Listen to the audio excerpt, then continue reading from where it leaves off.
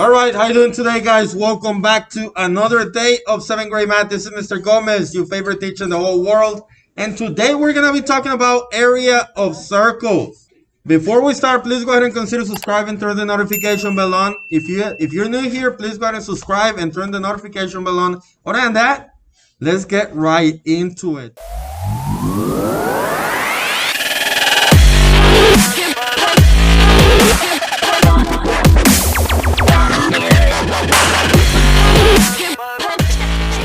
So, area of circles. What we need to know about circles is that we have a few things, a few different components for them. We have the radius and we have the diameter. We also have pi, circumference, and area. In this case, we're focusing on area. So, we have the radius is going to be half the line from the center to the edge. And the diameter is going to be the whole distance across the middle of the circle. So, the area of the circle, we're going to have a formula. And the formula is pi r squared. Very good. However, since a lot of students still struggling with powers, with exponents, that what I like to do is rewrite it as pi times radius times radius. That way, I know that I need to multiply the radius 2 times. Not times 2, but 2 times.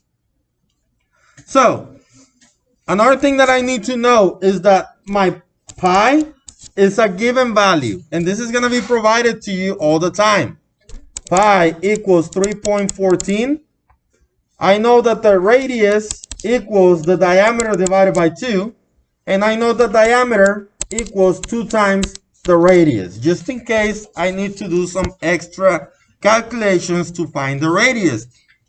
Because unlike circumference, on area, we are always using the radius. So I'm going to do a few samples right here. For example, number 1, it says, find the area of each circle and round the answer to the nearest tenth. We need to get used to rounding to whatever they're asking. In this case, we're rounding to the nearest tenth. They tell us to use 3.14 for pi. Unless otherwise specified, you can always use 3.14. Sometimes they're going to ask you to use 22 over 7 instead of pi, for the value of pi. So for this one, all I have to do is write the formula. Area equals pi times radius times radius. This one, they already gave me my radius. And if I notice over here, I can start labeling it. I have the radius in this one. What do I have on number 4? Is number 4 the radius or diameter? Is that the radius or diameter? That's diameter. So what's my radius for this one? 7. Half of it. Very good, right? What about for number 2? Is that my radius or diameter? Diameter. So my radius equals what? 4. Very easy to find. It's not rocket science, right? So over here, all I gotta do is write the formula with the value substituted into it. 3.14 for pi times 6 and then times 6 again. And then what I like to do, I like to multiply my whole numbers first. So for example, 6 times 6, I know that's 36. All I have to do now is multiply that by 3.14. And when I multiply those two together, I get 113.04 meters squared. And this is my area. However, it says what? Round to the nearest tenth. You got to look at this number. It doesn't go up, so it stays at 0. Do I really need to put in 113.0? No, so my answer for this one will be A. But you got to round to the nearest tenth. But if that tenth is a 0, you don't need to include it. Let's do another sample, number 3. I'm going to use the same formula, but I'm going to go ahead and straight right into it. A equals 3.14 times what? Times 4 times 4. Very good. Do I know what 4 times 4 is? What is it? 16. All I got to do is multiply that by 3.14. And when I multiply that, I get 50.24 inches squared. That's the third or fourth question. Number three. However, I need to round to my nearest tenth.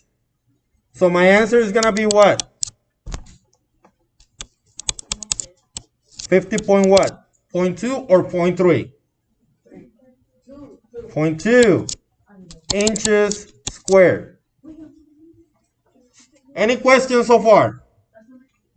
And for you to show your work, this is all I need. This is all I need for you to show your work. You can do it in 2 lines. Now, number 7. Let's look at number 7 because it says over here, find the area, but now we're going to leave it in terms of pi. In terms of pi. So, what does that mean? That means that we're not going to substitute pi. So, we're still going to use the same formula. A equals pi r squared, or pi times radius times radius. So, all we got to do is multiply these two and just put pi at the end. For example, if I take this formula, A equals, is this my radius or diameter?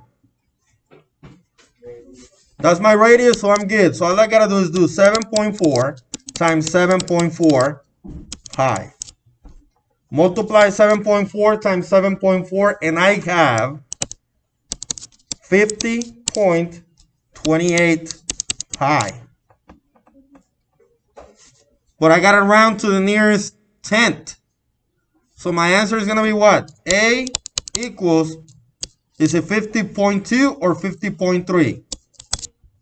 50.2 or 50.3? 3, very good.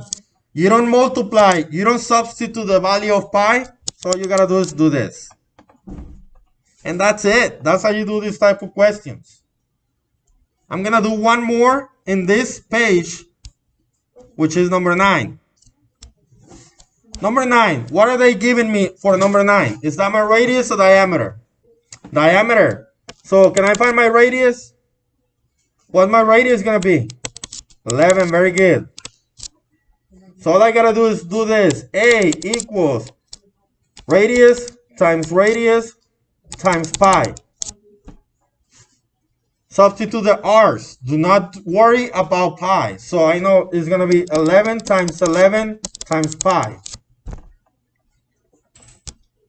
And then 11 times 11 is a perfect square. That's just 121 pi.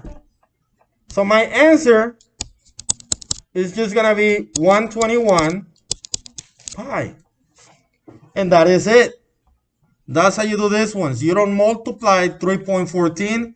You just leave it like this.